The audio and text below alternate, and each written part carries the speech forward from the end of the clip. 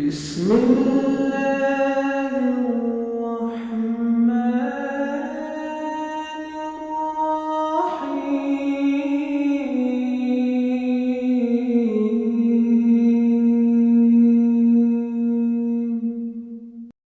Hadirin yang dimuliakan oleh Allah Subhanahu wa taala, alhamdulillah pada kesempatan kali ini kita bersyukur kepada Allah Subhanahu wa taala yang telah memberikan kita sebuah anugerah, sebuah nikmat, yaitu dapat berkumpul di salah satu rumahnya dalam rangka beribadah, dalam rangka bertaqarrub kepadanya dengan ibadah yang bernama menuntut ilmu agama.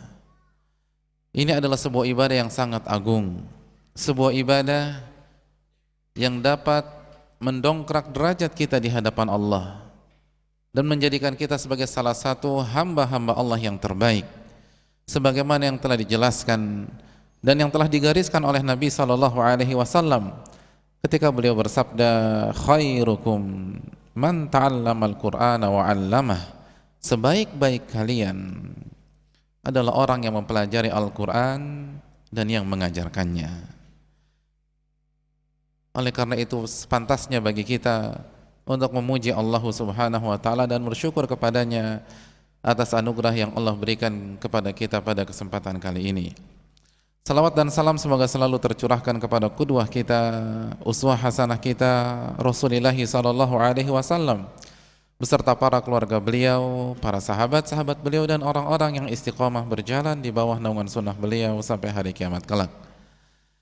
Hadirin yang dimuliakan oleh Allah Subhanahu wa taala, serta pendengar Radio Roja dan radio-radio lain yang merilai kajian kita pada malam hari ini, dan juga pemirsa Roja TV dimanapun Anda berada. Hadirin yang dimuliakan oleh Allah Subhanahu wa taala, kita akan kembali melanjutkan adab yang berkaitan dengan majelis ilmu. Pada pertemuan yang telah lalu, kita telah menjelaskan adab-adab yang sangat penting. Pada pertemuan yang telah lalu kita telah menjelaskan bahwa salah satu adab di majelis ilmu ya berusaha memahami ilmu yang disampaikan, berusaha mencernanya, memahami apa maksud dari ilmu yang sedang dipaparkan atau yang telah dipaparkan oleh guru kita tersebut. Dan kita jelaskan bahwa ini adalah salah satu hal yang terpenting yang ada di majelis ilmu. Kenapa demikian? Karena inti dari ilmu adalah pemahaman. Dan pemahamanlah yang Allah jadikan sebagai tolak ukur kebaikan seseorang. Jadi di antara parameter, di antara tolak ukur kebaikan seseorang adalah pemahaman yang benar. Nabi bersabda, man yuridillahu bihi khaira yufaqihu fid din. Dan barang siapa yang Allah inginkan kebaikan atas dirinya, maka Allah akan pahamkan dia perihal agamanya. Jadi yang dijadikan sebagai tolak ukur adalah pemahaman. Allah akan pahamkan dia terhadap agamanya. Nabi tidak mengatakan Allah akan membuat dia hafal agamanya. Kenapa demikian? Karena betapa banyak orang yang menghafalkan Al-Quran tapi tidak paham. Wa rubba hamil fikhin laisa bifaqih, kata Nabi SAW. Betapa banyak orang yang membawa fikih, membawa ilmu tapi dia tidak paham apa yang dia miliki. Betapa banyak anak usia 6 tahun, 7 tahun, 8 tahun hafalannya 30 juz, hafalannya 29 juz, hafalannya 25 juz. Namun kalau ditanya tentang surat Al-Ikhlas atau Kulhu, dia akan diam 1000 bahasa. Hafal, namun tidak paham. Jadi Nabi mengatakan yufaqihu fid din. Allah akan pahamkan dia perihal agamanya. Dan inilah doa Nabi SAW kepada Abdullah bin Abbas ketika Nabi bersabda, Allahumma faqihu fid din wa 'allimhu ta'wil. Ya Allah, pahamkanlah Abdullah bin Abbas perihal agamanya dan ajarkan dia ilmu tafsir Al-Quran. Pemahaman ini yang harus kita tekankan, karena inilah yang membedakan Ahlus Sunnah wal Jamaah, orang-orang yang berjalan di atas Shiratal Mustaqim, dengan kelompok-kelompok lain yang ada di dalam Islam. Bukankah yang membedakan Ahlus Sunnah wal Jamaah dan Khawarij adalah pemahaman? Oleh karena itu Nabi mengatakan, yaqra'unal Qur'an wala yujawizu taraqiyahum. Mereka membaca Al-Quranul Karim, namun bacaannya tidak sampai atau tidak masuk ke dalam kerongkongannya. Mereka membaca Al-Quran, namun mereka tidak paham apa yang mereka baca. Jadi hadirin yang dimuliakan oleh Allah Subhanahu wa taala, ini yang menjadi tolak ukur antara orang yang benar dan orang yang salah, selain sumber rujukannya. Jadi setelah sumber rujukan diterima, persoalan berikutnya adalah pemahaman. Bagaimana kita memahami setiap permasalahan di dalam agama. Jadi ketika kita mendengarkan sebuah ilmu, hendaknya fokus pertama bagaimana memahami duduk persoalannya, akar permasalahannya, dan cabang-cabang dari permasalahan tersebut, karena ini adalah ilmu. Jadi pemahaman ini adalah sangat penting bagi setiap penuntut ilmu, dan pemahaman yang benar tentu saja secara global, yaitu pemahaman Rasulullah dan para sahabatnya. Dan ini telah disampaikan di berbagai majelis, baik di majelis ini atau di majelis ustadz-ustadz kita yang lain, hafizahumullahu ta'ala. Yang berikutnya kita jelaskan antusias dalam mempelajari ilmu. Tidak peduli ilmu itu sudah sempat kita pelajari, ilmu itu telah kita hafal semenjak 10 tahun yang lalu, begitu mendengar firman Allah itu diucapkan, wajilat qulubuhum atau zadathum imana. Orang-orang yang beriman, ketika sekali nama Allah disebutkan, wajilat qulubuhum, hatinya akan bergetar. Wa idza tuliyat alaihim ayatuhu zadathum imana. Dan apabila ayatnya dibacakan, maka imannya akan bertambah. Jadi senantiasa antusias ketika mempelajari sebuah ilmu, walaupun itu sudah dipelajari. Ingat, Allah berfirman, wa dzakir fa inna dzikra tanfa'ul mu'minin. Dalam surat Adz-Dzariyat ayat 55, wa dzakir, dan berilah tadzkir wahai Muhammad, karena sesungguhnya tadzkir itu bermanfaat bagi orang-orang yang beriman. Dan kita telah jelaskan makna tadzkir, dijelaskan oleh Imam As-Sa'di rahimahullah bahwa tadzkir bermakna apa? Berapa makna tadzkir? 2. Yang pertama, memberikan peringatan tentang hal-hal yang belum diketahui sebelumnya oleh audiens atau jamaah atau pendengar. Dan yang kedua, memberi pengulangan. Jadi ulanglah pelajaran, karena sesungguhnya pengulangan bermanfaat bagi orang-orang yang bertakwa. Dan para ulama sangat tawadhu di hadapan ilmu. Mereka sangat antusias di hadapan ilmu walaupun mereka telah menguasai ilmu tersebut. Ingat apa yang dikatakan oleh Imam Atha bin Abi Rabah. Beliau mengatakan, ada seorang pemuda yang berbicara tentang sebuah permasalahan dan aku dengarkan dengan seksama, padahal waqad sami'tuhu qabla an yulad, aku telah mendengar permasalahan itu sebelum dia lahir. Jadi jangan meremehkan ilmu, jangan mengatakan ya ini lagi, apa nggak ada materi lain. Para ulama tidak bosan-bosannya mengkaji ilmu. Iya. Adab yang berikutnya,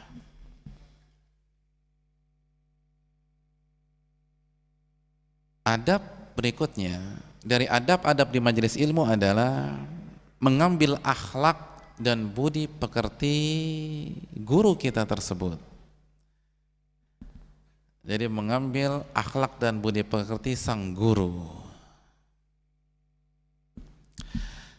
Hadirin yang dimuliakan oleh Allah Subhanahu wa taala, tujuan hadir di sebuah majelis ilmu itu bukan hanya sekedar mendengarkan sebuah faedah, mencatat sebuah maklumat, memahaminya atau menghafalkannya.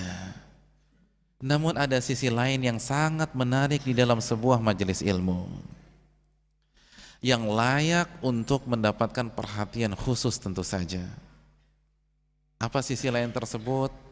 Yaitu kita memperhatikan, melihat, dan mencontoh akhlak dan budi pekerti guru kita tersebut. Jadi ketika kita datang ke sebuah majelis ilmu, itu bukan yang menjadi fokus kita, yang menjadi konsentrasi kita bukan hanya sekedar mendengar, bukan hanya sekedar diam, bukan hanya sekedar mencatat, bukan hanya sekedar memahami atau menghafal sekali lagi, namun kita perlu juga memahami gerak-gerik sang guru. Terus mempelajari bagaimana guru kita terus membawakan sebuah ilmu dengan baik, ilmu dengan hikmah, menyampaikan dengan lemah lembut, menyampaikan sesuai dengan kondisi audiens dan bagaimana responnya, bagaimana perilaku beliau ketika misalnya ada pertanyaan yang masuk, ada kritikan, ada interupsi, ada misalnya mungkin bantahan. Nah, akhlak yang ditunjukkan oleh guru kita tersebut adalah sebuah hal yang sangat menarik untuk kita perhatikan. Sangat menarik. Bagaimana cara meredakan suasana, misalnya ada yang sedikit emosi di majelis, ada yang membantah dengan cara yang tidak sopan, bagaimana cara menyikapinya, bagaimana cara menenangkannya, bagaimana cara menguasai sebuah majelis ilmu, bagaimana tetap bersikap tegas namun hikmah. Jadi tetap bersikap tegas ketika menyampaikan namun tepat sasaran. Ini adalah hal yang sangat penting untuk kita perhatikan. Jadi penuntut ilmu, khususnya yang datang langsung ke majelis ilmu, itu jangan sampai luput dengan perkara-perkara yang ini. Dan inilah kelebihan majelis ilmu dibanding hanya membaca saja. Inilah kelebihan majelis ilmu daripada hanya mendengar lewat radio saja, walaupun sangat bermanfaat. Namun ada faktor-faktor yang tidak bisa didapatkan kecuali kita harus hadir dan bertatap muka dan duduk bersimpuh di sebuah majelis ilmu. Dan diantaranya adalah memperhatikan guru kita tersebut, bagaimana akhlak dan budi pekertinya. Dan inilah yang dilakukan oleh para ulama kita, yang dilakukan oleh para ulama kita. Dikatakan oleh para ulama, di antaranya riwayat ini dibawakan oleh Imam Zahabi dalam Syiar A'lamin Nubala, bahwa yang hadir di majelis Imam Ahmad itu ada 5.000 orang. Khamsumi'atin yaktubun, ternyata yang menulis hanya 500 orang. Kemana yang lain? Dinyatakan bahwa sisanya sibuk mengambil faedah dari tingkah laku, budi pekerti, dan adab Imam Ahmad rahimahullahu ta'ala. Jadi yang 4.500 lagi, dan ini mayoritas, dan ini para ulama, itu sibuk memperhatikan bagaimana tingkah laku Al-Imam Ahmad rahimahullahu ta'ala. Jadi ini menjadi sorotan dari para ulama kita. Di antara contoh dalam masalah ini adalah dikatakan oleh Al-Imam Abu Bakar Al-Mutawwi'i. Beliau mengatakan, saya menghadiri majelis Imam Ahmad Abu Abdillah saat beliau mengimlakkan, mendiktekan musnad buku hadis beliau kepada anak-anak beliau selama 12 tahun. Jadi aku mengikuti sebuah majelis Al-Imam Ahmad dengan anak-anaknya. Di majelis tersebut Imam Ahmad mengimlakkan atau mendiktekan buku musnad beliau kepada anak-anak tersebut. Dan majelis ini berlangsung sudah 12 tahun. Selama 12 tahun. Apa yang dikatakan oleh Imam Abu Bakar Al-Mutawwi'i? Aku tidak menulis. Jadi selama 12 tahun itu aku tidak menulis. Akan tetapi aku hanya memperhatikan adab dan akhlak Al-Imam Ahmad rahimahullahu ta'ala. Artinya apa? Secara teori beliau sudah tahu, namun beliau ingin mengetahui bagaimana cara mengaplikasikan sebuah ilmu dengan akhlak yang mulia. Jadi 12 tahun hadirin sekalian, fokus memperhatikan adab dan akhlaknya Imam Ahmad. Begitu juga yang dituturkan oleh Imam Ibnu Wahab. Muridnya siapa? Ibnu Wahab. Hah? Al-Imam Malik bin Anas. Beliau salah satu murid dekatnya adalah Al-Imam Ibnu Wahab.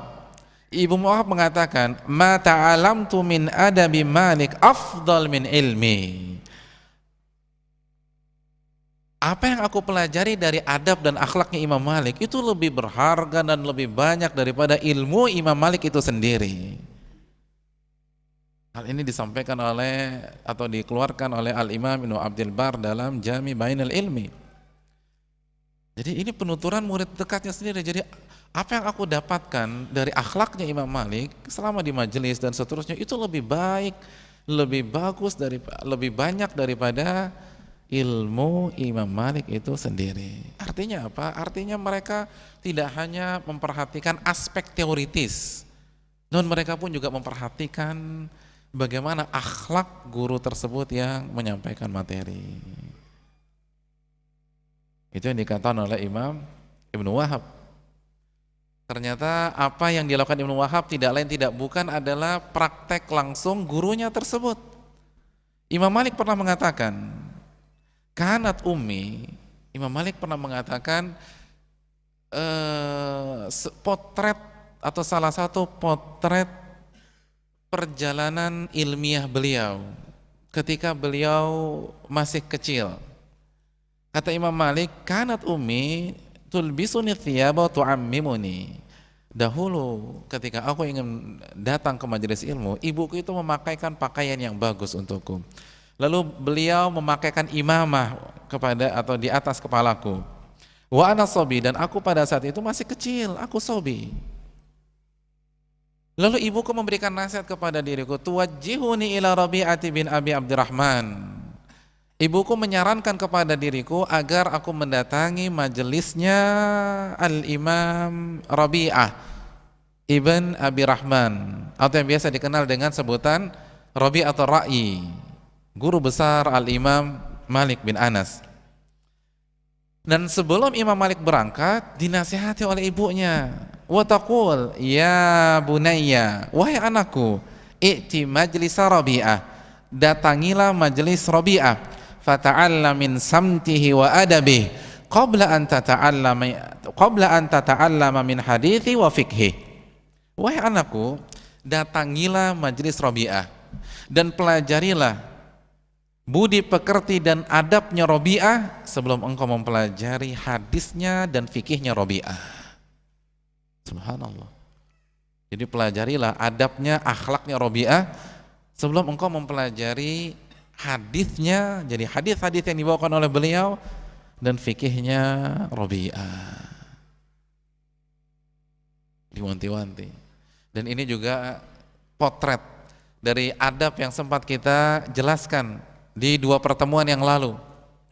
Bagaimana para ulama kita, para ulama salaf sangat memberikan dukungan kepada anak-anak mereka duduk di majelis ilmu, namun tidak dilepas begitu saja, tidak dibiarkan begitu saja. Mulai dari rumah mereka diwanti-wanti, dijelaskan, diajarkan adab. Lihat bagaimana ibunya Imam Malik, silakan kau pergi ke majelisnya Rabi'ah, namun ingat, jangan main di masjid, jangan teriak-teriak, jangan main petak umpet, main gundu, apalagi main layangan. Lihat bagaimana ibunya Imam Malik bin Anas, fata'alla min samtihi wa adabi qabla an tata'allama min hadithihi wa fikhi. Pelajarilah adab dan akhlaknya Rabi'ah sebelum engkau mempelajari hadis dan fikihnya Rabi'ah. Jadi kalau kita benar-benar mengambil contoh ini secara satu paket, insya Allah tidak ada keluhan tentang bisingnya sebuah majelis ilmu, karena mungkin anak-anak dan seterusnya. Jadi sekali lagi kita sangat mengancungkan jempol kepada orang tua yang semangat membawa anaknya ke majelis ta'lim. Ini jangan diputus. Ini kita harapkan untuk senantiasa dipertahankan. Hanya saja jangan berhenti sampai di sini. Jangan berhenti sampai di sini. Dilanjutkan. Selain mengajak anak-anak kita ke masjid, ke majelis taklim, ingatkan mereka, ajari mereka adab bagaimana berada di majelis taklim. Jangan dibiarkan begitu saja. Kalau hanya mengajak saja dan dibiarkan dilepas sehingga membuat kebisingan, kegaduhan, ini bukan tuntunan para salafun salih. Ini bukan caranya para ulama salaf terdahulu. Iya. Hadirin sekalian rahimanillah wa iyyakum. Bahkan yang lebih luar biasanya lagi, ada para ulama yang memang khusus datang ke majelis ilmu hanya untuk memperhatikan adab guru yang mengajarkan tersebut atau mengajarkan ilmu itu.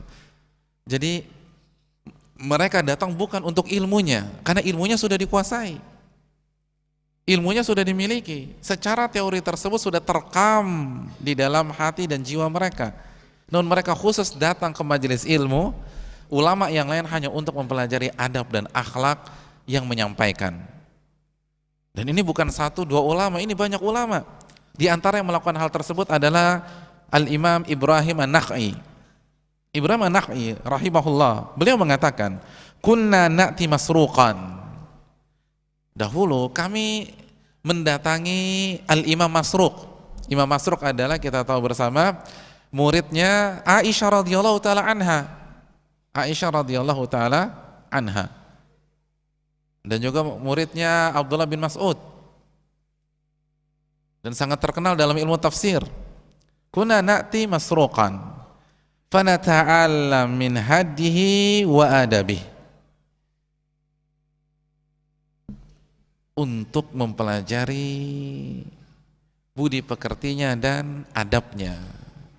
Jadi Ibrahim An-Nakhai alim besar, datang ke majelis ilmu tidak untuk ilmu, bukan meremehkan ilmu sekali lagi, namun ilmu itu sudah dikuasai, namun untuk mempelajari gerak-gerik adab, tingkah laku dan akhlak dari Al-Imam Masruq rahimahumullahu ta'ala.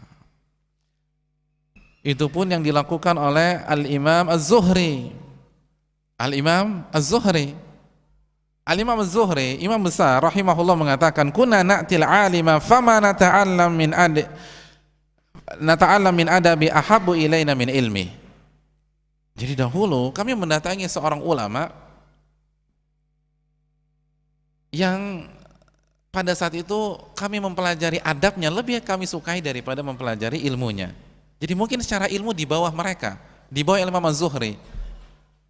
Jadi mungkin ketika beliau menyampaikan ilmu tersebut, beliau menyampaikan dengan lebih detail, dengan lebih dalam, dengan lebih luas. Namun orang ini secara adab dan akhlak ini lebih bagus dan mereka belajar dari orang tersebut. Jadi mempelajari adabnya lebih kami sukai daripada mempelajari ilmunya. Artinya ilmu orang tersebut kalau secara teori mungkin di bawah atau tidak lebih baik daripada mereka, namun adabnya, akhlaknya itu yang mereka pelajari. Qudwah, suri tauladan.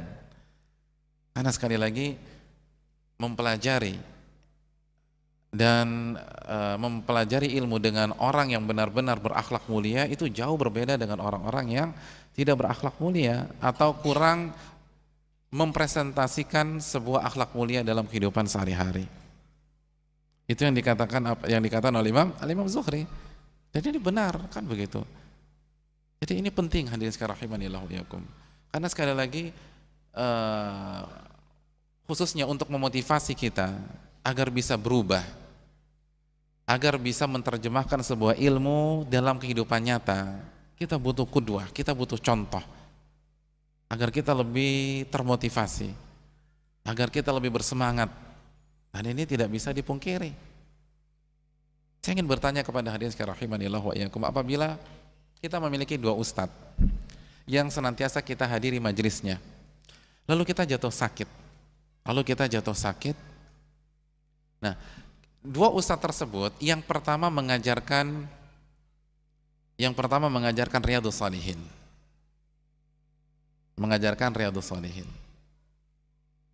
Dan kita sudah menamatkan bab tentang menjenguk orang sakit dalam buku tersebut. Adapun ustadz yang kedua itu mengajarkan kitab tauhid, oleh Al-Imam Muhammad At-Tamimi. Nah, ketika kita jatuh sakit, ternyata hadirin sekalian rahimanillah wa iyyakum, yang menjenguk kita atau yang mungkin yang menelpon kita itu adalah ustadz yang mengajarkan kitab tauhid. Yang mengajarkan apa? Kitab tauhid. Ketika ia datang, ia masuk, ia menyapa kita dengan baik, ia mendoakan kita, dan sekali lagi jengukan tanpa membawa ayat-ayat Al-Quran dan hadis-hadis Nabi SAW. Datang, mendoakan, kasih motivasi sedikit, kasih nasihat sedikit, lalu beliau pulang. Hadirin sekalian rahimanallah, saya ingin bertanya, mana yang lebih menyentuh kita tentang masalah menjenguk orang sakit? Pelajaran yang kita pelajari dengan ustadz yang pertama, yang mungkin menghabiskan waktu 2 minggu atau 3 minggu, atau kedatangan atau praktek langsung yang dilakukan oleh ustadz yang kedua? Mana yang lebih mengharukan kita? Yang kedua. Walaupun tidak ada satupun ayat beliau bawakan, walaupun tidak ada satupun hadis yang beliau ucapkan, namun kedatangan beliau itu sebuah penggugah yang sangat luar biasa. Ini penting. Nah, itu yang dicari oleh para ulama kita. Jadi secara teori mereka sudah kuasai, tapi kita butuh sekali lagi Al-Quran berjalan, hadis yang berjalan. Jadi bagaimana seseorang itu menerapkan dalil-dalil tentang adab dan akhlak dalam majelisnya, dalam merespon, dalam menyikapi, dalam membantah, dalam menjelaskan, dalam berinteraksi atau berkomunikasi dengan audiensnya atau murid-muridnya. Ini penting, hal yang sangat berharga. Jadi hadirin sekalian rahimanillah wa iyyakum, perhatikan masalah ini dan lihatlah bagaimana hal ini akan sangat besar mempengaruhi kehidupan beragama kita. Bayangkan sampai Al-Imam Ali bin Madini pun melakukan demikian. Ali bin Madini, gurunya Imam Bukhari. Dan Imam Bukhari mengatakan, aku tidak pernah merasa minder kecuali berhadapan dengan Ali bin Madini. Apa kata beliau? Beliau mengatakan, atau diriwayatkan dalam Al-Adabu Syariah, Adabu Syariah afwan, Ibnu Muflih, beliau dikatakan, kana Ali bin Madini wa ghairu wahid. Dahulu Ali bin Madini dan beberapa ulama yang lain itu menghadiri kajiannya Yahya bin Sa'id Al-Qattan. Ma yuriduna an yasma'u syai'a. Mereka tidak ingin mendengar sesuatu apapun dari Yahya bin Sa'id Al-Qattan rahimahullah illa an yanzuru ila haddihi wa samtih, kecuali untuk mempelajari adabnya dan akhlaknya. Jadi sampai ulama sekali Ali bin Madini, ulama hadis besar, itu datang ke sebuah majelis, duduk hanya untuk memperhatikan sikapnya Yahya bin Sa'id Al-Qattan. Ini yang perlu kita lakukan. Jadi mungkin secara ilmu kita sudah pelajari, kita sudah paham, namun yang menyampaikan orang yang berakhlak yang mulia, datang, pelajari gerak-geriknya, pelajari cara penyampaiannya, karena ini berfaedah besar. Ini sangat berfaedah besar untuk kita. Saya pernah mendengar kajian Syekh Abdul Aziz Ar-Rayis, salah seorang doktor di Riyadh, dan beliau sangat tegas dalam masalah-masalah usul Ahlus Sunnah wal Jamaah. Suatu ketika beliau akan memulai materi, ini kajian belum dimulai, kajian baru akan dimulai. Begitu beliau mau mulai, langsung ada yang mengatakan interupsi. Ini kajian belum mulai sudah interupsi duluan. Dan penanya memaparkan pertanyaannya. Dan Syekh melanjut atau meresponnya dengan positif. Meresponnya dengan baik, dengan hikmah. Syekh jelaskan jawaban dari pertanyaan tersebut. Setelah dijelaskan, bukannya duduk, penanya kembali membantah. Subhanallah, ini kajian belum mulai. Sudah ditanya, dijelaskan, gak terima, dibantah lagi. Syekh menjelaskan dengan hikmah. lalu dibantah lagi. Sampai kata Syekh, antum duduk dulu, Anda duduk dulu, kita mulai dulu kajian, nanti setelah kajian kita akan berbicara empat mata. Bagaimana akhlak Syekh tersebut. Jadi nggak marah. Dan subhanallahnya orang yang interupsi tersebut bukannya duduk, dia malah berbalik arah, berniat meninggalkan tempat majelis, mau pulang. Subhanallah. Kajian belum mulai, dia sudah interupsi, disuruh duduk, bukannya duduk malah pulang. Kira-kira enaknya orang seperti ini diapain jemaah sekalian? Mungkin kita sudah emosi. Jadi kalau kita yang berada di posisi beliau, mungkin kita sudah emosi. Namun beliau tidak. Beliau memanggil orang tersebut. Beliau mengatakan, baqa'uka yasurruni wa dhahabuka yuhzinuni. Kehadiran dirimu di majelis ini itu sangat menggembirakan hatiku, kata Syekh. Dan jika engkau pergi, maka kepergian dirimu itu akan menyedihkan diriku. Subhanallah.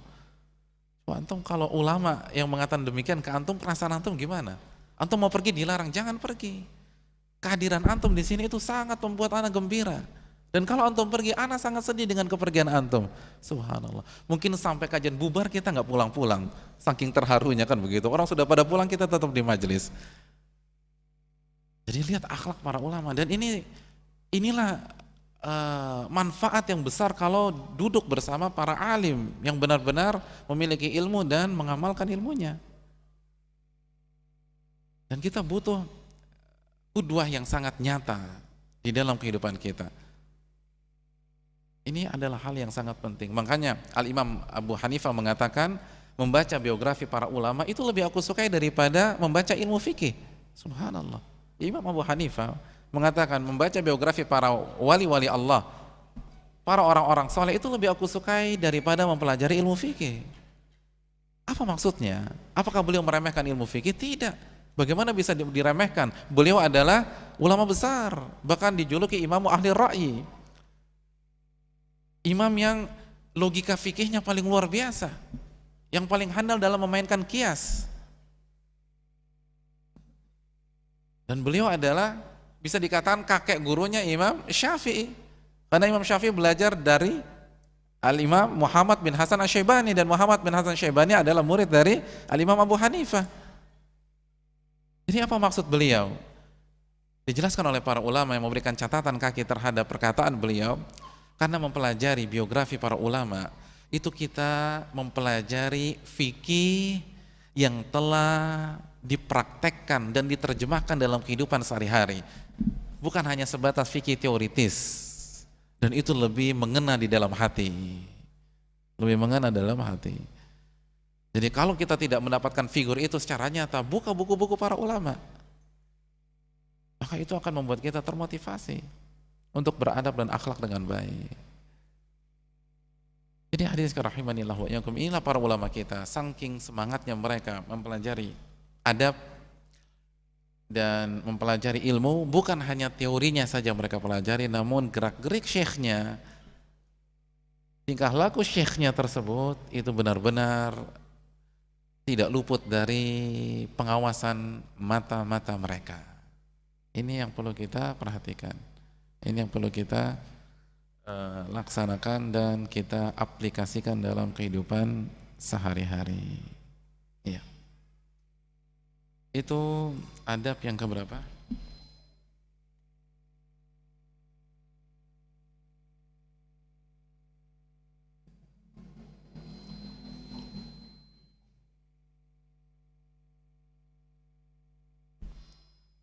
Adab yang keberapa? 14. Ya. Kita masuk ke adab yang ke-15.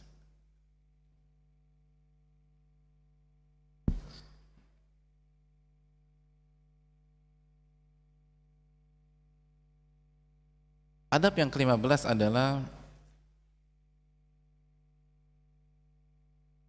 berusaha menghafal ilmu yang disampaikan. Berusaha menghafal ilmu yang disampaikan. Jadi berusaha kita hafal sekuat tenaga. Di antara dalil yang menjelaskan masalah ini adalah sabda Nabi SAW yang diriwayatkan Imam Tirmidzi.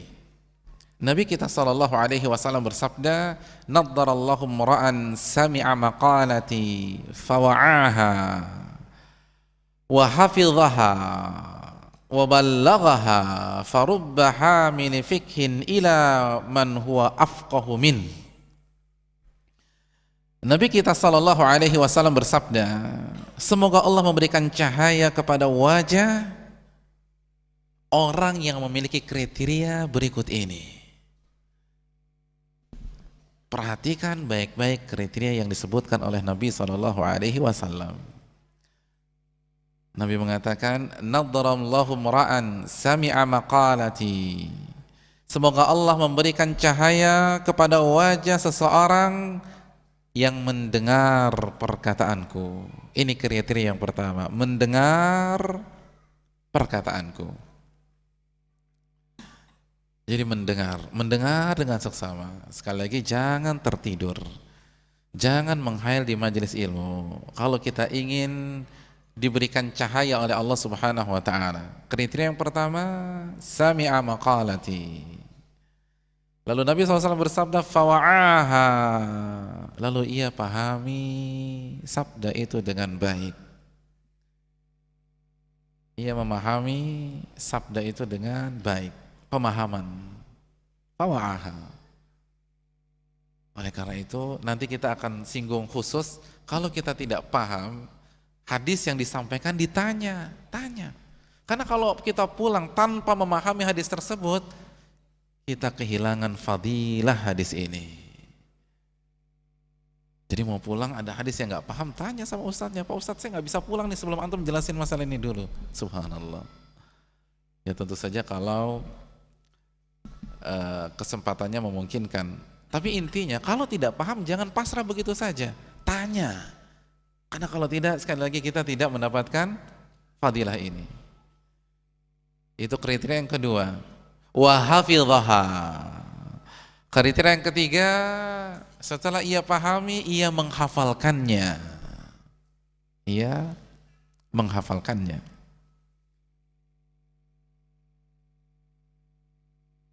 Kriteria keberapa ini? Ketiga. Wa ballaghaha, dan ia menyampaikannya, mendakwahkannya. 4 kriteria apabila kita ingin wajah kita disinari atau diberikan cahaya oleh Allah Tabaraka wa Ta'ala. Kriteria yang pertama apa? Mendengar dengan seksama, dan bukan hanya jiping saja, ngaji nguping. Terbukti dengan kriteria yang kedua, fawa'aha, benar-benar paham, bukan masuk kuping kanan keluar kuping kiri, atau masuk kuping kanan keluar kuping kanan lagi. Yang ketiga, wa hafidhaha, dia menghafalkan. Dan yang keempat, wa ballaghaha, dia menyampaikan apa yang dia pahami dan hafalkan tersebut. Ini adalah 4 kriteria jika ingin mendapatkan wajah yang diterangi oleh Allah Tabaraka wa Ta'ala. Lalu Nabi mengatakan, farubba hamili fikin ila man huwa afqahu minhu. Betapa banyak orang yang membawa fikih, membawa ilmu kepada orang yang lebih paham darinya.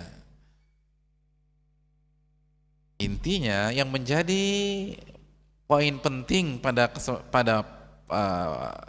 adab yang satu ini adalah wa hafidhaha, dia menghafalkannya.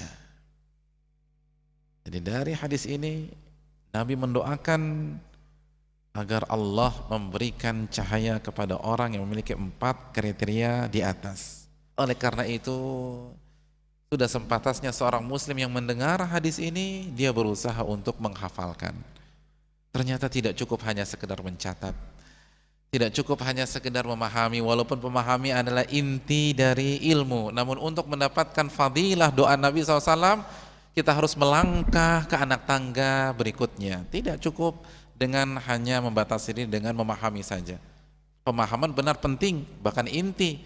Namun agar lebih maksimal lagi, kita berusaha menghafalkan.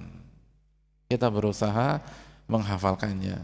Lalu kita sampaikan apa yang kita pahami dan kita hafalkan tersebut.